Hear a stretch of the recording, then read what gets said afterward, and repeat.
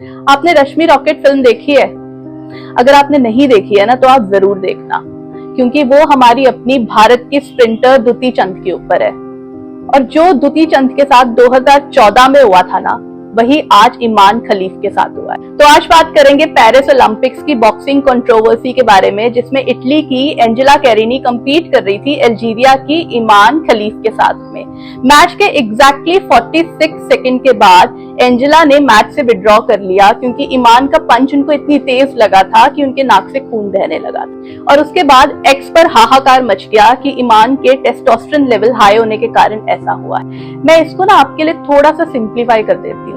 School में आपने ये जरूर पढ़ा होगा कि हमारे अंदर 2 क्रोमोसोम होते हैं, एक्स और वाई। लड़कियों के अंदर एक्स क्रोमोसोम होता है और लड़कों के अंदर एक्स वाई क्रोमोसोम होता है। मगर अनफॉर्चुनेटली रियलिटी ना इतनी सीधी नहीं होती है। कई लड़के ऐसे भी होते हैं जिनमें एक्स क्रोमोसोम की मात्रा ज्यादा पाई जाती है, और कई लड़कियां ऐसी भी होती हैं जिसमें वाई क्रोमोसोम की मात्रा ज्यादा पाई जाती है। और जिन लड़कियों के अंदर वाई क्रोमोसोम की मात्रा ज्यादा पाई जाती है ना, वो एवरेज लड़कियों से ना थोड़ी अलग होती है, क्योंकि उनके अंदर टेस्टोस्टेरोन के लेवल ज्यादा होते हैं, जो बेसिकली एक मेल हार्मोन है। यहाँ पे सवाल ये नहीं है कि ईमान खलीफ को वुमेन कैटेगरी में फाइट करना चाहिए था कि नहीं। सवाल ये है कि अगर किसी लड़की के अंदर नेचुरली टेस्टोस्टेरोन के लेवल ज्यादा है, तो क्या उसे कॉम्पीट करने से रोका जाना चाहिए? क्या वो डिस्क्रिमिनेशन नहीं है? सबसे पहले तो बायोलॉजिकली ईमान एक महिला है, और दूसरा ये हमारे हाथ में नहीं है कि भगवान ने हमें कैसा बनाया है, और एज ह्यूमन हमें दूसरों को जज करने का अधिकार भी नहीं है। आईओसी के स्पोक्समैन मार्क एडम्स ने भी ये कहा है कि वुमेन कैटेगरी में पार्टिसिपेट करने वाली हर महिला एलिजिबिलिटी रूल्स को फॉलो कर रही है।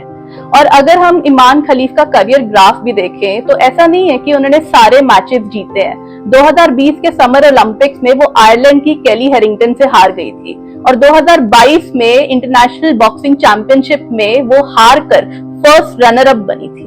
अगर हम ताकत की बात करें तो डेफिनेटली फिजिक और मसल पावर का एक कंपेटिटिव एडवांटेज मिलता है, मगर वो एक प्लेयर के जीत का अकेला कारण नहीं होता।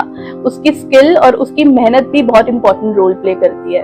बैडमिंटन में जिस प्लेयर की हाइट लंबी होती है, जरूरी नहीं कि वो सारे मैचेस ही जीते।